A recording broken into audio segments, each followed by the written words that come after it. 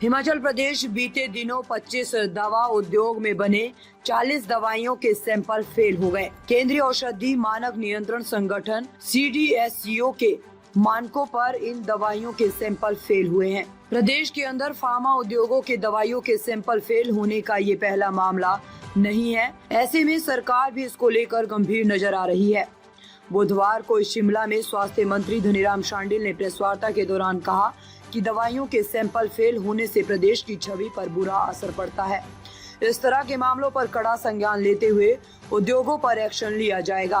हिमाचल प्रदेश सरकार स्वास्थ्य मंत्री कर्नल डॉक्टर धनीराम शांडिल ने कहा कि हिमाचल प्रदेश के बद्दी फार्मा क्षेत्र की कुछ कंपनियों के दवाइयों के सैंपल फेल हुए हैं। उन्होंने कहा कि इन सभी कंपनियों को नोटिस भेज दिए गए हैं।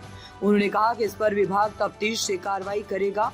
शांडिल ने कहा कि हिमाचल प्रदेश दवाइयों का निर्यात भी करता है, लेकिन इस तरह के प्रकरणों से प्रदेश के फार्मा उद्योगों पर बुरा प्रभाव पड़ता है। उन्होंने कहा कि ऐसे में दवाइयों के सैंपल फेल होने वाले फार्मा उद्योगों को ब्लैक लिस्ट कर दिया जाएगा। पहले भी विभाग की ओर से सैंपल फेल होने पर लाइसेंस रद्द करने के कदम उठाए गए हैं। उन्होंने कहा कि आने वाले समय में भी दवाइयों की जांच होगी और जिसमें भी कमी होगी और सभी मानकों को पूरा नहीं किया गया होगा तो उसे तुरंत प्रभाव से खारिज कर दिया जाएगा।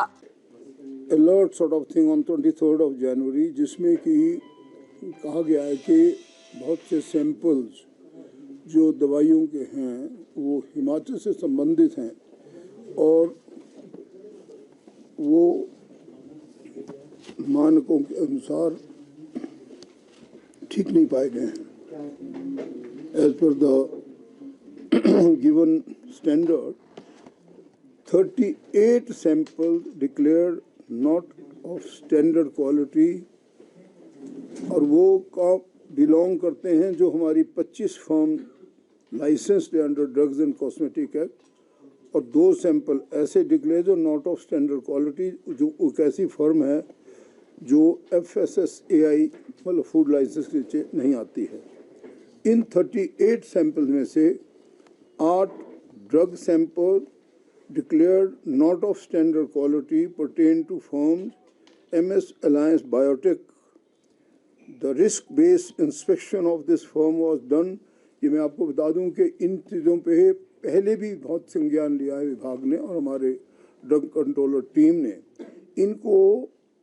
इनको अगस्त 2023 से स्टॉप मैन्युफैक्चरिंग ऑर्डर जो दिए जाते हैं फॉर इंजेक्टेबल, जो इंजेक्टेबल इंसेक्शन होता है, और वो 31 अगस्त 2023 से एनफोर्स भी किए जा रहे हैं, जो कि ऑर्डर अभी भी लागू है।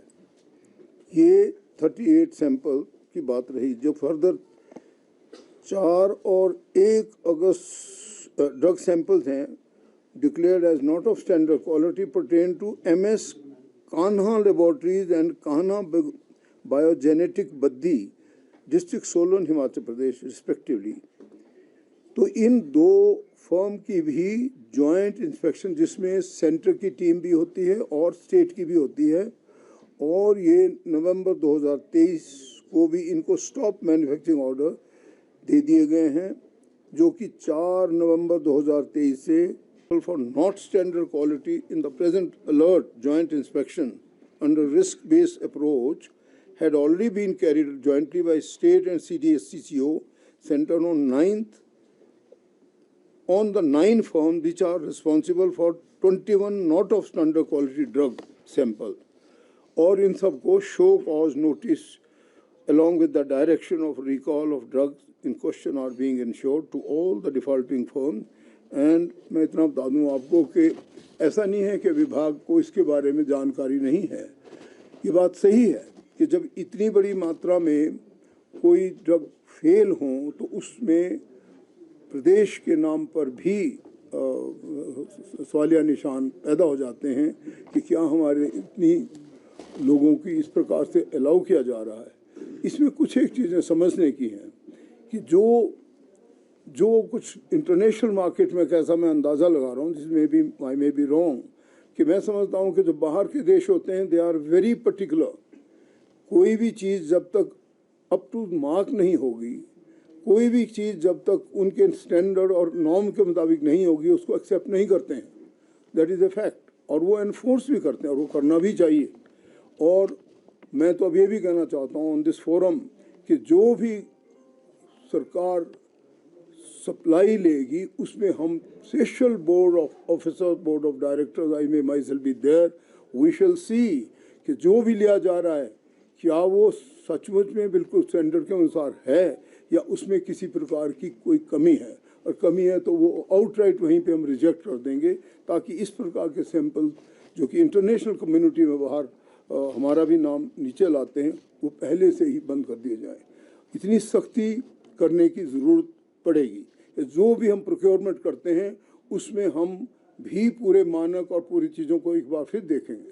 तो मुझे ऐसे भी लगता है कि जो मार्केट में इतनी चीज़ें, बिकॉज हम बहुत बड़े एक्सपोर्टर हैं और ख़ासकर जो फार्मा इंडस्ट्रीज में हमारी दवाइयाँ बाहर जाती हैं उन पे किसी भी प्रकार का कोई भी किसी प्रकार का डाउट होना इज़ नॉट गुड, और हम लोगों को इसलिए हमें इंश्योर करना पड़ेगा। ये जो सैंपल फेल हुए हैं ये खबरें लगातार आती है, ये कई बार आपने ब्रीफ भी किया है, कहीं फार्मा इंडस्ट्री और हिमाचल की जो क्रेडिबिलिटी है या उस पर असर नहीं पड़ेगा? फार्मा हब को लेकर जो बात होती है। बिल्कुल ठीक कह रहे हैं आप, बिल्कुल ठीक कह रहे हैं आप। I totally agree with you कि जब भी कोई चीज़ अगर वो ठीक स्टैंडर्ड पे नहीं मिलती किसी अंतर्राष्ट्रीय मानकों के आधार पर तो उस पर हमारी विश्वसनीयता सवाल उठना स्वाभाविक है। बट इसकी कार्रवाई क्या कर रहे हैं आप? बिल्कुल कार्रवाई की जा रही। ड्रग, और आई टोल्ड यू कि बहुत से लोग ऐसे हैं जो मैं आपको बताऊंगा, मेरे पास last time I had shared that list, कि जिनको हम इस प्रकार का जो पाया जाता है उनको हम मैन्युफैक्चर की लिस्ट में, मैन्युफैक्चर के कतार में रखते ही नहीं। They will not be in that, they will be totally told to move out of Himachal only, there is no doubt about it. उनके साथ लाइसेंस भी रद्द किए गए हैं। बिल्कुल लाइसेंस रद्द कर दिए जाते हैं। सर, सवाल सरकार की इंटेंशन के ऊपर उठ रहा है। 1 महीने के करीब हो गया ड्रग कंट्रोलर को रिटायर हुए, अभी तक ड्रग कंट्रोलर क्यों नहीं भरे गए? क्या उनको दोबारा से रीएम्प्लॉयमेंट देने की योजना है सरकार की? वो ये ठीक बात है कि किसी भी सॉर्ट ऑफ पोस्ट में ज़्यादा देर तक किसी को रखना नहीं चाहिए। ये भी चूंकि ड्रग कंट्रोलर का जो पद है, हाँ, लेकिन ये है कि जो उनसे नंबर 2 होते हैं, इस सब जगह का नियम है, ये तो हम पूरे सेना का भी और सभी ऑर्गेनाइजेशन का होता है कि जब तक हम बहुत सी चीज़ों पर विचार होता है, जब किसी भी रिस्पॉन्सिबल। ताज़ा खबरों से जुड़े रहने के लिए हमारे चैनल को सब्सक्राइब करें और बेल आइकन को दबाना ना भूलें, ताकि हर खबर की नोटिफिकेशन आपको मिलती रहे।